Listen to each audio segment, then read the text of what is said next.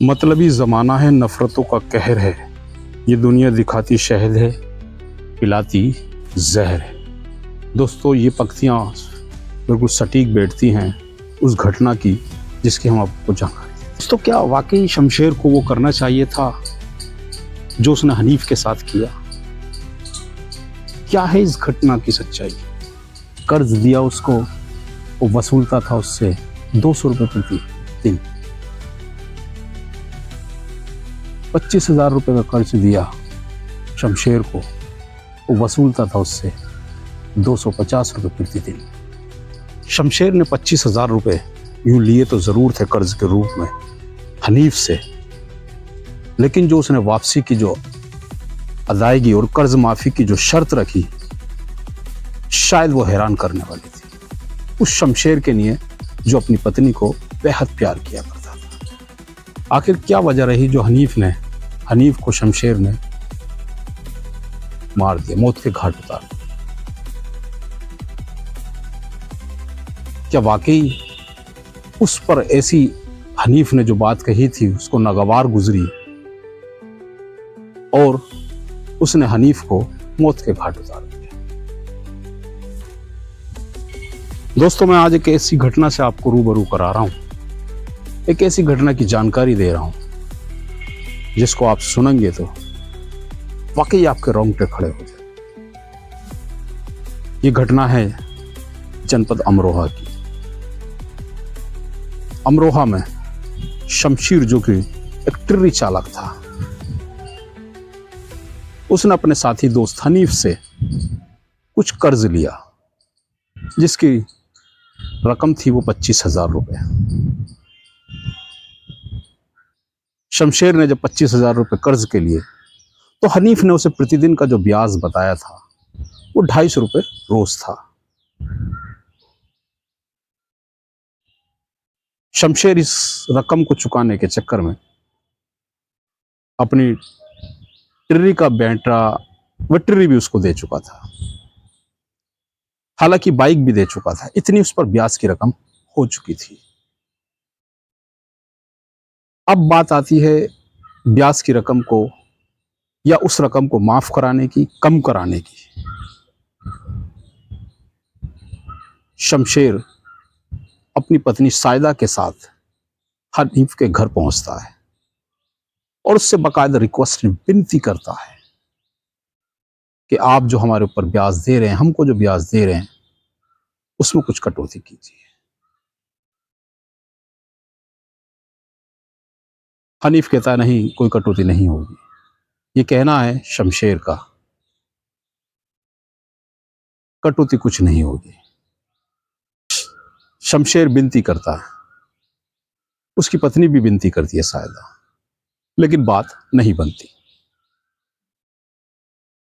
शमशेर को हनीफ एक अलग बराबर के कमरे में ले जाता है और उससे एक ऐसी बात कहता है जो शायद उसको कहनी भी नहीं चाहिए थी, जिससे शमशेर का खून खोल जाता है। वो बात थी कि मैं तेरा सारा कर्ज माफ कर दूंगा, तू 1 महीने के लिए अपनी बीवी को मेरे पास छोड़ जा। ये कहना था। तभी शमशेर अपना आपा खो बैठता है, अपना सुध बुध खो बैठता है और वो वहीं उस पर वार कर देता है, उसका गला घोट देता है।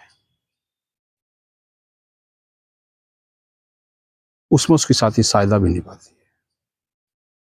दोनों इस कृतक घटना को करने के बाद हनीफ के शव को उसी के बेड में रखकर चले जाते हैं।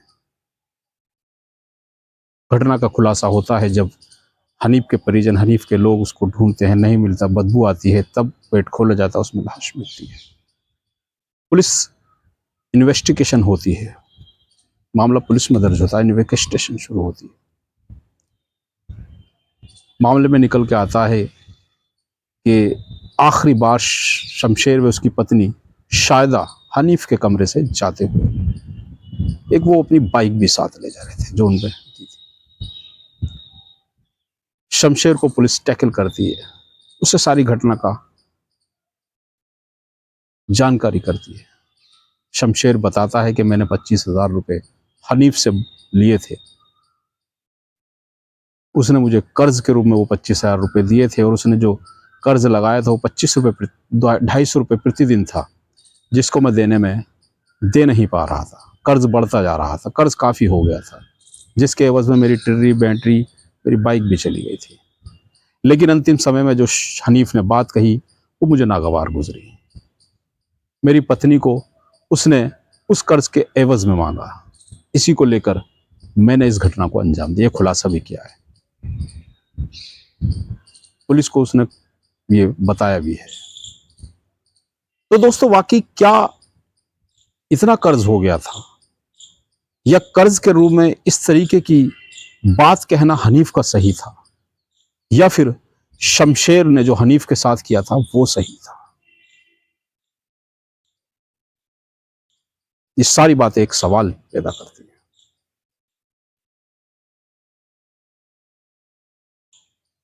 दोस्तों, जो भी कुछ हुआ एक होना नहीं चाहिए था। वाकई जो घटना घटी, एक ऐसी घटना जिसने पूरे अमरोहा के साथ पूरे उत्तर प्रदेश को झंझोर के रख दिया कि ब्याज की खातिर कोई पत्नी मांगता है और उसका इस तरीके से अंजाम कर दिया जाता है। बात दोनों ही जगह गलत थी, उसका पत्नी मांगना और उसका ब्याज पे रुपए लेकर ब्याज ना अदा करना। दोनों बातों में कौन सी बात सही है और क्या होना चाहिए था इस घटना में, आपकी राय में?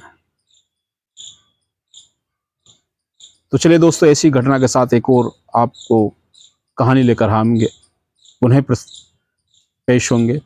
हम चाहते हैं कि आप हमारे कार्यक्रम, हमारी इस खबर, हमारी इस कहानी को सब्सक्राइब, लिंक को शेयर ज़रूर करें, जिससे कि जो इस तरह की घटना हो रही हैं उनसे रोका जा सके। सावधान रहें, सतर्क रहें। मैं अब विदा लेता हूं, मैं नाजिम बेग अब विदा लेता हूं। हम चाहते हैं आप हमारे चैनल को सब्सक्राइब, लिंक को शेयर ज़रूर करें। नमस्कार एंड खुदा हाफिज़। महफूज रहें, सुरक्षित रहें। बरामद हुआ था, इसके ये बेड में इसका हाथ और पैर बंधा हुआ शव मिला था। इसमें तहरीर के आधार पर मुकदमा पंजीकृत किया गया। जब इस केस की विवेचना पर शुरू की गई तो उसके घर के पास लगी सीसीटीवी में एक पुरुष और एक महिला संदिग्ध रूप से दिखे। जब इसके बारे में जानकारी की गई तो उनका नाम शमशेर था और इसकी पत्नी साजमा। उनसे जो पूछताछ के क्रम में ये प्रकाश में आया कि शमशेर ने मृतक से 25,000 रुपये उधार लिया हुआ था। मृतक उधार देने का भी काम करता था और इसके एवज में इसने अपना बाइक और एक बैटरी गिरवी रखी हुई थी और ये पैसे नहीं दे पा रहा था, आर्थिक तंगी थी और मृतक इससे बार बार पैसों का तकादा करता था, गाली गलौज भी करता था।